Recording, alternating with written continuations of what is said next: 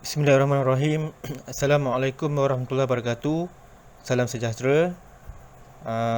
Terutama sekali saya nak ucapkan ribuan terima kasih kepada penganjur seminar penyelidikan siswazah ataupun Progress 2020 yang diketahui oleh Dr. Azlan, dan tak lupa pula kepada supervisor saya yang banyak membantu di dalam menjayakan abstrak panjang ini, iaitu Dr. Muhammad Nazri bin Muhammad Nur dan juga Dr. Jamai Hamil. Saya Nama saya Zahruddin bin Isnin, P94535, merupakan pelajar Fakulti Sains Sosial dan Kemanusiaan UKM di bawah bidang Sains Politik. Dan alhamdulillah pada kali ini saya akan membentangkan tajuk abstrak panjang saya yang berbunyi Demokrasi dan Pendemokrasian serta Kemunculan Politik Pluralis dalam Menggugat Elitisme. Kajian kes terhadap Barisan Nasional. Sebagai pengenalan, kekalahan BN pada PRU ke-14 menamatkan dominasi parti itu selama 6 dekad di bawah kewujudan pemerintahan one party dominant system yang bersifat electoral authoritarianism. Shadler 2006. Barisan Nasional ataupun rejim di Malaysia telah pun mencorak demokrasinya. Ada pengkaji-pengkaji terdahulu mengatakan sebagai semi-demokrasi 1993 oleh William Case, statik demokrasi, Jesudasen 1995. Ada yang mengatakan soft authoritarian, Gordon Means 1996. Ada yang mengatakan pseudo demokrasi, semi-authoritarian, Taqiyuddin 2018. Ini mempunyai banyak pelbagai jenama lah demokrasi seperti mana pengkaji yang lepas. Penguasaan rejim Barisan Nasional selama 44 tahun dan selama 61 tahun. Yang seperti mana kita tahu, 61 tahun ni sebelumnya Parti Perikatan lah. Oleh kerana Barisan Nasional ditubuhkan pada 1974. Dan merupakan antara parti politik yang paling lama di dunia menguasai sesebuah rejim. Dan ia sebenarnya menimbulkan persoalan yang menarik untuk dikaji dan diteroka. Kerana pada sebelum-sebelum ni memang sifat praktis politik Malaysia banyak tertumpu dan berpaksi di persekitaran elit. Namun perkembangan politik Malaysia pada jangka masa antara PRU 2004 hingga menjelang 2008 dan seterusnya lah yang saya lihat telah menunjukkan perubahan amalan yang lebih pluralistik. Permasalahan kajian, seperti mana kita tahu, pelbagai variasi demokrasi dibincangkan oleh sarjana terhadap sistem politik negara malah di dunia dan penerokaan sistem politik di Asia Tenggara termasuk Malaysia. Dengan berpaksikan model demokrasi Westminster, namun ternyata pelbagai sudut faham yang muncul. Terdapat pelbagai penerokaan mengenai proses pendemokrasian di negara di dunia termasuk Malaysia, namun ternyata proses pendemokrasian itu berlaku adalah berbeza-beza termasuk pemahamannya disebabkan amalan demokrasi yang bervariasi. Semua negara memang banyaklah demokrasi berbeza-beza. Dan justru kajian ini dengan melihat konsep elit politik dan politik pluralis, maka penerokaan diteruskan disebabkan rejim di Malaysia daripada sudut model pluralis adalah terlalu terhad, disebabkan kebanyakan sebelum-sebelum ni praktis politik Malaysia yang banyak tertumpu kepada persekitaran elit. Namun perkembangan politik Malaysia khasnya selepas PRU 2008 dan seterusnya telah menunjukkan perubahan amalan yang lebih pluralistik. Objektif kajian ada dua. Yang pertama, menelusuri teori demokrasi dan pendemokrasian di dunia, sifat demokrasi dan proses pendemokrasian di Malaysia. Yang kedua ialah meneroka konsep elit politik, politik pluralis dan juga pluralisme dari sudut sarjana.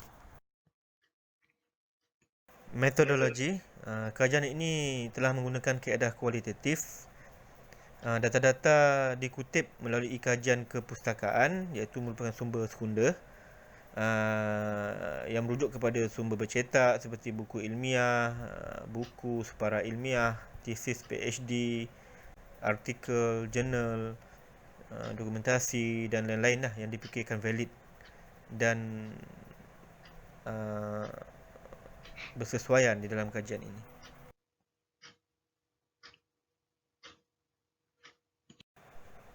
Untuk signifikan kajian, yang pertama saya harap dapat menyumbang pada pemahaman yang lebih baik lah tentang proses pembentukan elit, faktor-faktor kekuatan, ketahanan dan kemerosotan rejim. Yang kedua, mungkin dia boleh menyumbang pada kerangka dan model serta pengetahuan yang lebih mendalam mengenai faktor-faktor dalaman dan luaran yang membawa pada perubahan rejim di Malaysia. Ketiga, memahami dengan lebih mendalam mengenai penerokaan hubungan demokrasi elitis dan demokrasi pluralis dan perubahan rejim kesan pendemokrasian. Dan akhir sekali, saya harap dia dapat menelusuri pengamalan demokrasi di bawah rejim Barisan Nasional yang kurang diberi perhatian kerana kajian sebelum ni banyak tertumpu kepada aspek karakter, kepimpinan dan tindakan. Dan mungkin pada kajian kali ini saya akan melihat tentang sistem politiknya ataupun mungkin manipulasi rejim tersebut. Sedikit kajian lepas mengenai demokrasi dan pendemokrasian. Seperti kajian umum kita tahulah, Greek adalah pengasas demokrasi. Maksud tu demos, rakyat, dan kratos kuasa. Abraham Lincoln tahun 1863 pun telah menyuarakan perkara ini dan meluahkan yang pemerintahan dari rakyat oleh rakyat untuk rakyat. Itu adalah demokrasi.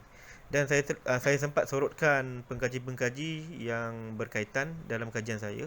Pertama, Fukuyama 93 yang menekankan demokrasi barat sebagai model terbaik bagi sistem politik.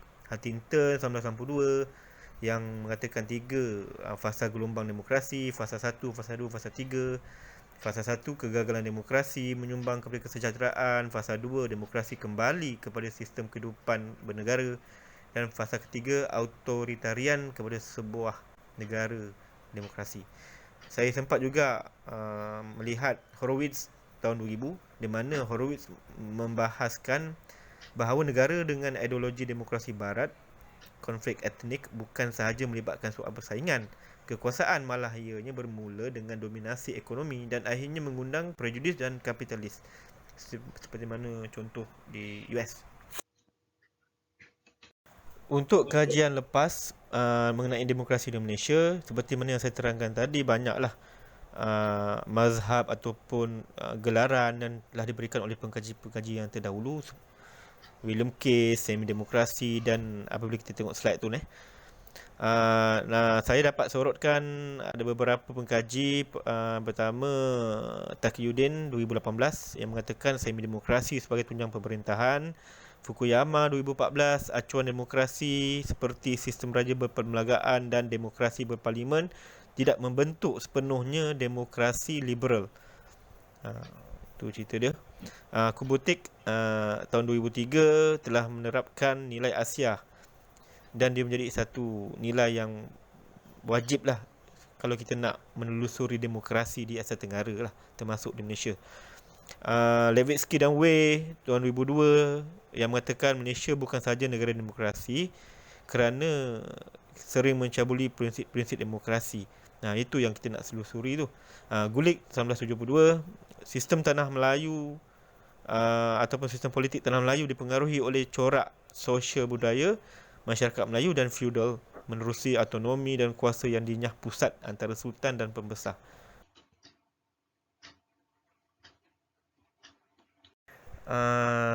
Kajian lepas pendemokrasian, sebenarnya demokrasi kita tengok proses perubahan politik dari sistem yang bersifat autokratik ke sistem lebih demokratik.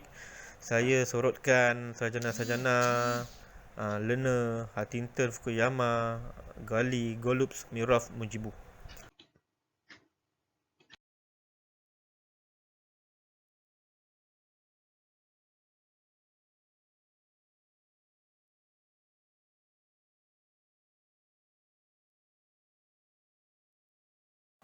Kita masih di dalam kajian lepas.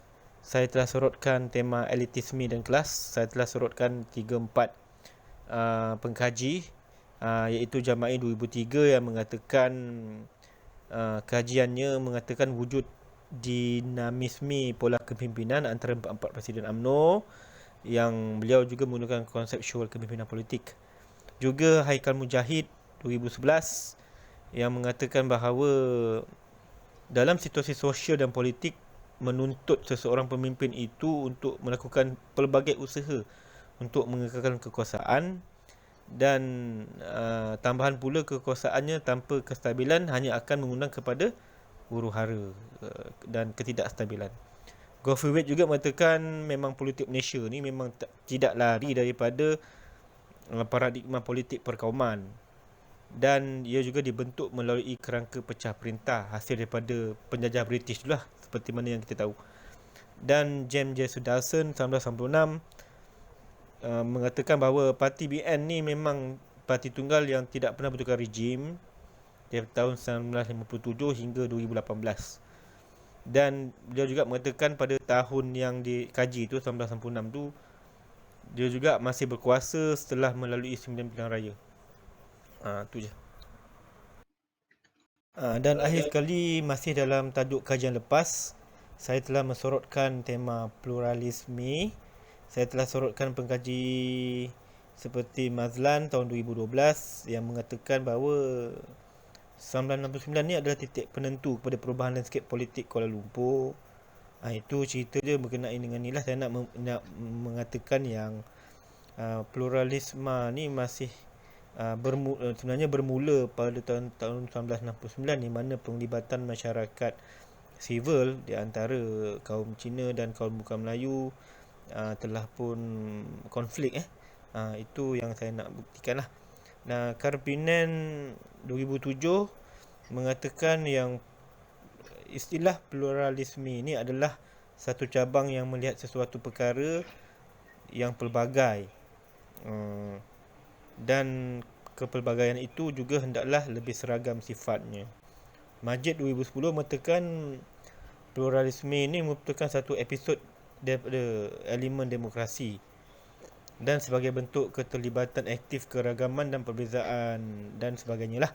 Dan termasuk juga barat macam klasik juga ni tahun 1977 yang mengatakan bahawa kumpulan politik ni dipecah kepada dua bentuk, iaitu kumpulan elitis dan pluralis. Golongan elitis ni bermaksud parti pemerintah yang berkuasa yang membuat dasar-dasar polisi dan sebagainya, manakala golongan pluralis memegang kuasa dengan memperjuangkan isu-isu yang berkaitan dengan rakyat dan masyarakat.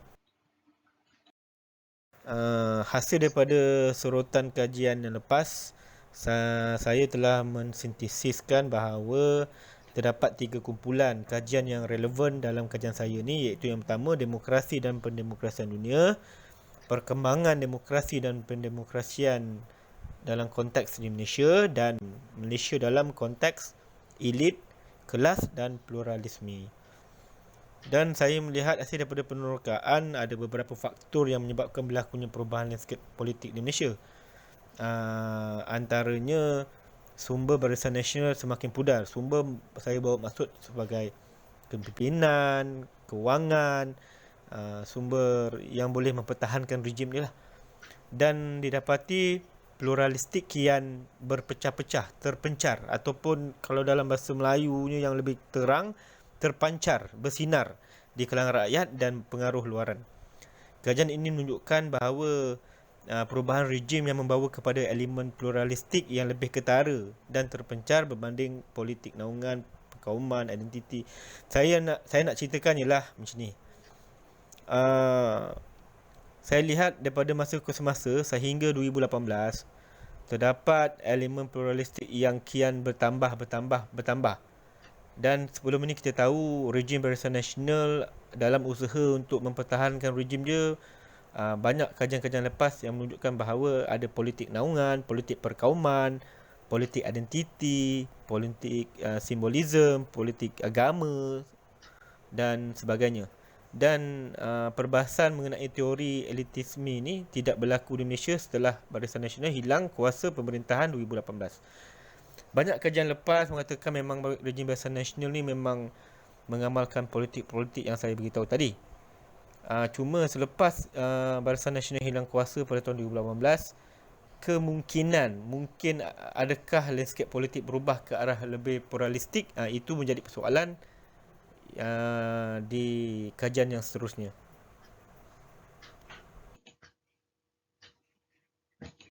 Setelah saya bentang mengenai kajian lepas, ada 3-4 tema tu. Di dalam perbincangan, saya telah meletakkan perbincangan mengenai arah demokrasi, di mana saya menekankan David Stevens 1998 dan juga ada dibahaskan oleh Andreas Sadler 1998, seperti mana diagram 2.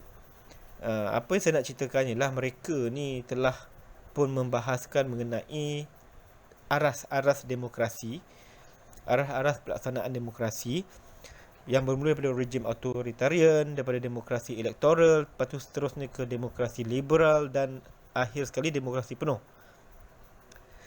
Yang ni saya lihat bersangkutan dengan kajian saya, rejim Barisan Nasional ni masih dalam rejim authoritarian. Itu pun semasa pemerintahan Tun Mahathir. Banyaklah pengkaji-pengkaji sains politik yang melabelkan Malaysia sebagai rejim authoritarian. Seperti contoh William Case yang mengatakan pseudo-demokrasi, ada yang mengatakan semi-authoritarian. Macam contoh, macam pseudo-demokrasi tu dia macam bersifat camouflage, penyamaran. Dan rejim di Malaysia juga dah ke arah demokrasi elektoral 20-30 tahun dahulu. Dan ada juga yang mengatakan sebagai demokrasi elektoral ni, tak silap saya, masih dalam kategori rejim hybrid, di mana rejim hybrid ni ada dua, elektoral dengan competitive authoritarian. Dan apabila saya membuat penelusuran, saya dapat melihat bahawa rejim Barisan Nasional mempunyai ataupun melalui tahap-tahap demokrasi seperti yang diceritakan dalam Rajah. Dan saya melihat rejim Barisan Nasional semasa pemerintahannya dia terletak di antara demokrasi elektoral dan demokrasi liberal. Maksudnya dia dah ke arah demokrasi liberal. Tapi proses-proses itu banyak faktor-faktor lah yang menyebabkan pendemokrasian ke arah demokrasi yang liberal lah. Hasil daripada perbincangan demokrasi juga, sebenarnya saya dapat melihat bahawa demokrasi tidak lahir dengan sendirinya, tetapi muncul melalui proses polemik, pemikiran, perdebatan yang panjang daripada pengkaji-pengkaji sains politik. Dan demokrasi merupakan satu hamparan yang luas yang mencakupi bukan sahaja politik, tetapi sistem ekonomi, sosial, kemanusiaan dan lain-lain. Dan demokrasi hasil daripada penelusuran saya secara umumnya merupakan satu corak pemerintahan.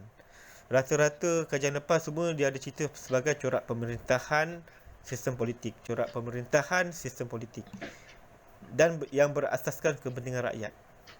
Demokrasi yang diamalkan di sebuah negara di dunia bukan sahaja memberikan pengertian istilah, malah mengandungi nilai-nilai penghayatan teori, banyak teori, beratus-ratus teori, amalan yang berbeza-beza dari segi perspektif, dimensi dan corak. Apa yang saya nak bincang kat sini ialah macam di Asia Tenggara, dia lebih bertunjangkan feudal, tradisional, budaya. Tapi malah di negara Eropah, nilai-nilai feudal, tradisional tidak ada. Jadi dia ni berlaku, demokrasinya berlaku secara kuranglah sekatan, kurang cabaran pada pandangan saya.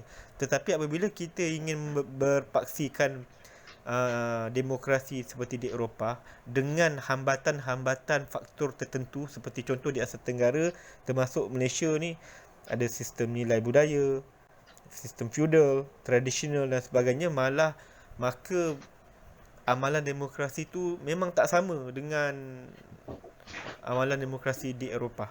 Itu yang saya nak terangkan. Jadinya hasil daripada penelusuran ini juga dimaknakan gambaran mengenai demokrasi, namun gambaran yang kelam dapat diperolehi daripada hasil sorotan yang dibuat. Sebab dalam kerjaan saya ada menelusuri demokrasi-demokrasi di Eropah. Negara ni macam ni, negara tu macam ni, Asia Tenggara macam ni, Western National macam ni. Jadi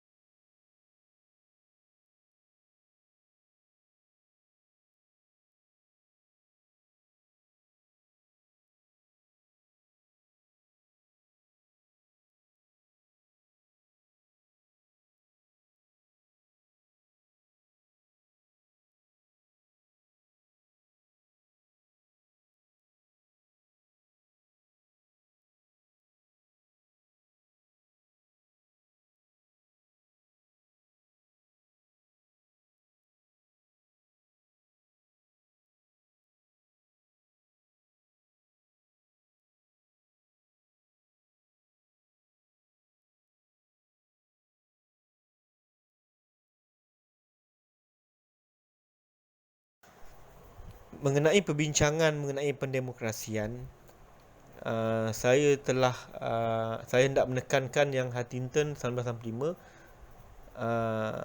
mengatakan proses pendemokrasian itu berlaku 3 perkara seperti dalam slide.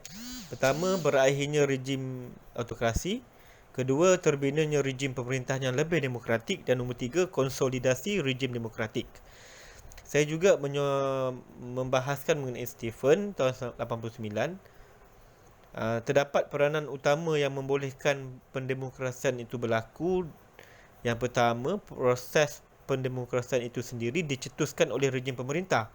Yang nombor 2, kekuatan parti pembangkang yang berperanan di dalam mengakhiri sebuah rejim tu. Dan ketiga, penaklukan. Apa yang saya dapat hubungkan, yang pertama, kalau ada kesedaran oleh parti kerajaan untuk mematangkan tahap demokrasi, dia akan buatlah melalui dalaman. Yang nombor 2, kekuatan parti pembangkang tu. Kalau parti pembangkang tu kuat, maka rejim authoritarian tu akan dapat ditumbangkan. Tapi kalau sesebuah negara demokrasi yang mengamalkan demokrasi, tetapi kalau parti pembangkangnya tak kuat, maka proses pendemokrasian tu pun tidak boleh berlaku. Jika parti pemerintah sendiri yang tak ada kesedaran, lepas tu parti pembangkang pula tak ada kekuatan, maka susahlah nak buat pendemokrasian. Dan akhir sekali, Muller and Scanning ni tahun 2013 ia membawa satu penghujahan baru mengenai demokrasi, di mana penentuan demokrasi melalui minimalis demokrasi yang telah dipelopori oleh Schumpeter, daripada minimalis demokrasi ni kepada tahap demokrasi yang lebih tinggi, iaitu liberal demokrasi. Kita masih di dalam perbincangan mengenai pendemokrasian. Seperti mana yang saya jelaskan dengan slide sebelumnya, iaitu Muller and Scanning ni ada membahaskan mengenai tahap-tahap demokrasi, daripada minimalis demokrasi hingga ke demokrasi liberal. Jadi terdapat juga konflik-konflik yang berlaku antara sarjana-sarjana lepas. Dan akhirnya konflik ini telah dikenal pasti oleh Muller dan Scanning itu tadi. iaitu masalah struktur dan agensi. Konflik ini seperti dikenal adalah masalah struktur agensi. Apa yang didapat lihat ialah kebanyakan teori yang dibincangkan oleh sarjana tidak hanya mengandungi unsur struktur atau elemen agensi di dalam, tetapi gabungan kedua-duanya atau dengan satu teori yang mendominasi di dalam pengujahan itu. Maksudnya tak ada hitam, tak ada putih. Macam itulah. Ada yang cerita pasal struktur, ada yang cerita pasal agensi. Dan ada juga yang menceritakan hasil gabungan struktur dan agensi, iaitu grey lah, hitam putih, grey, macam tu. Dan pendemokrasian merupakan adaptasi model demokrasi dalam sistem pemerintahan secara beransur-ansur sehingga membentuk negara yang lebih matang, iaitu dari autoritarian kepada semi-demokratik, kepada sistem politik pemerintahan yang lebih demokratik. Pendemokrasian ini tidak semestinya sama di setiap negara. Ini merupakan keperluan sesebuah negara di dalam merubahan politik walaupun tidak semua yang berjaya melakukannya. Sebagai perbincangan kajian ini juga, saya telah mempertaruhkan elit. Seperti mana yang kita tahu,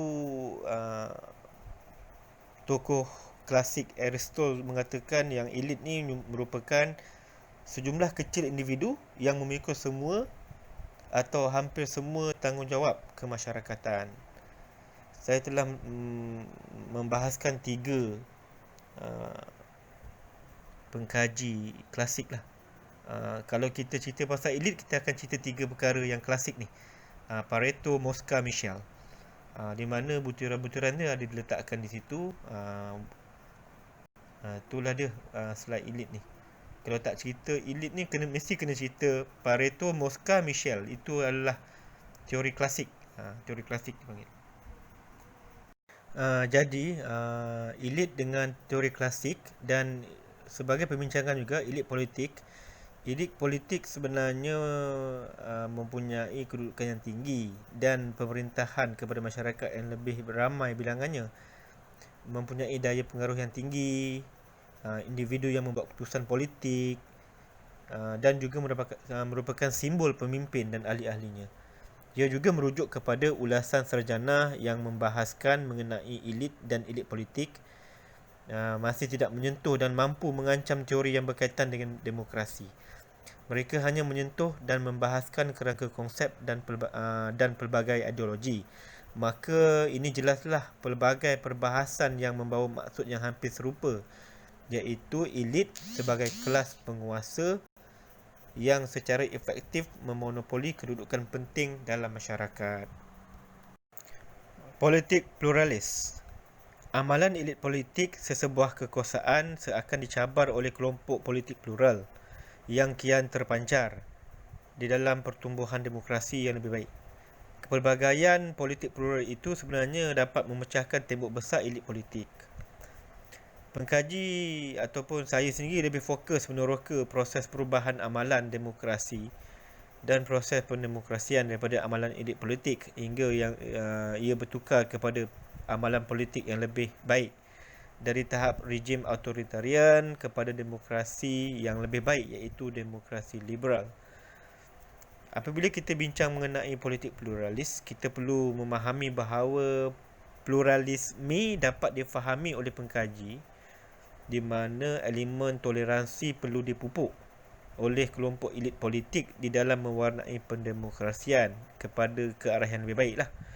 Toleransi adalah sandaran pengkaji kerana perbahasan sarjana banyak membincangkan mengenai perbezaan, kepelbagaian dan kelainan dalam semua hal, termasuk budaya, bahasa, agama, ras, etnik dan lain-lain. Hasil daripada penelusuran pengkaji, saya dapat dapati kebanyakan pluralisme ini banyak difahami daripada sudut agama. Walaupun pluralisme daripada sudut politik ni kurang dibincangkan dan dia agak terhad. Jadinya saya melihat politik pluralis tu telah memainkan peranan di Malaysia lah. Tak silap saya bermula 2004 lah, di mana dapat dilihat kuasa-kuasa ataupun bilangan ahli parlimen Barisan Nasional semakin lama semakin berkurang dan berkurang. Mungkin difaktorkan faktor pluralisme lah yang memain peranan. Sebagai kesimpulan dalam abstrak panjang ini, saya dapat menyimpulkan bahawa demokrasi sesebuah negara bekas jajahan seperti di Malaysia dan campuran sistem tradisional serta dan konservatif tidak sesuai dibandingkan dengan model demokrasi barat kerana latar belakang dan ciri-ciri yang jauh berbeza. Kini berdasarkan demokrasi di Malaysia yang semakin matang, walaupun bergerak secara perlahan, kini pluralisme memainkan peranan di dalam satu episod yang baru di dalam demokrasi di Malaysia. Kajian ini mengisi kelompongan yang kurang disentuh dengan memfokuskan kepada demokrasi barisan nasional. Elemen elitisme yang lebih ketara oleh rejim itu dan elemen pluralistik di dalam penentuan ketahanan perubahan barisan nasional di Malaysia. Hujan awal bahawa proses pendemokrasian telah mewujudkan satu sistem politik yang baru dan secara tidak langsung telah melemahkan rejim barisan nasional yang lebih bersifat elitis. Walaupun rejim barisan nasional bertindak sepenuhnya dengan mendominasi selama 6 dekad iaitu ataupun 61 tahun, namun sebenarnya ia tidak mampu menggugat angin perubahan yang diidamkan oleh rakyat Malaysia yang lebih pluralistik. Justru pengkaji melihat amalan pluralisme dalam politik mencetuskan satu fenomena baru dalam landscape politik di Malaysia. Sebagai kesimpulan akhir, kini masyarakat Malaysia, terutamanya generasi muda, melihat pendekatan pluralisme lama yang digunakan adalah tidak lagi sesuai dan lapuk. Malah mereka menuntut cara pendekatan yang baru di dalam melaksanakan konsep pluralisme tersebut. Pengkaji melihat wujud satu fenomena baru di dalam landscape politik di Malaysia. Daripada pemerintahan elit yang lebih ketara iaitu BN telah diberi persaingan oleh Parti Keadilan Rakyat PKR yang lebih bersifat pluralis di dalam memperjuangkan rakyat pelbagai kaum. Maka perjuangan untuk keadilan dan kesamarataan masyarakat pelbagai kaum mula menyusup dalam perjuangan generasi pada ketika itu. Pengkaji melihat dari aspek amalan elitisme dalam kalangan barisan nasional. Kini diberi satu tentangan yang hebat oleh kelompok politik pluralis yang bercambah melalui PKR. Maka perlulah satu kajian yang lebih empirikal dan mendalam di dalam memerihal fenomena pertembungan kelompok elit barisan nasional dengan satu corak politik yang baru yang dipanggil politik pluralis di dalam arena jatuh bangun barisan nasional di dalam pemerintahannya, terutama semenjak tahun 1998 hingga kejatuhan kekuasaan Barisan Nasional pada 9 Mei 2018. Sekian saja slide saya, abstrak panjang saya. Saya pun mengucapkan tahniah lah kepada diri saya sebab first time saya merekod buat arrangement persembahan ni. Sebab kita sekarang berada di norma baru, cara kerja pun baru. Walaupun nampak kekok, sebelum nak buat preparation ni saya study juga mengenai nak buat slide ni semua. Sebab saya tengok ni, saya tengok saya nak pendekkan persembahan, tapi sebenarnya apabila kita menggunakan teknologi maya ni, dan akhirnya dia pun menjadi makan masa juga sebenarnya. Dan saya mohon maaf sekiranya persembahan saya ni ada yang tersalah bahasa dan sebagainya, tetapi niat saya hanyalah untuk meneroka demokrasi, pendemokrasian dunia, serta kemunculan politik pluralis. Sebab kajian saya ni saya banyak menceritakan secara empirikal demokrasi dunia, pendemokrasian dunia, dan saya kaitkan dengan demokrasi dan pendemokrasian di Malaysia. Dan rata-ratanya saya lihat memang Malaysia ni ke arah demokrasi yang lebih matang lah, yang lebih matang. Dan saya juga menekankan ada berdasarkan situasi sekarang, kita dah ada satu dimensi baru demokrasi di Malaysia, mungkin dipanggil deliberative demokrasi, di mana saya melihat uh, ini merupakan satu uh, aras baru demokrasi. Kita tahu Malaysia demokrasi, tapi jenis-jenis deliberative demokrasi ni adalah dia lebih berpaksikan orang cakap suara rakyat lah, suara rakyat, memperdengarkan suara rakyat lebih lebih mendengarkan suara rakyat, apa yang rakyat mahu. Mungkin dia menjadi satu kerangka baru lah dalam nak menghujahkan mengenai demokrasi. Sekian saja, wabillahi taufiq wal hidayah. Assalamualaikum warahmatullahi wabarakatuh. Assalamualaikum.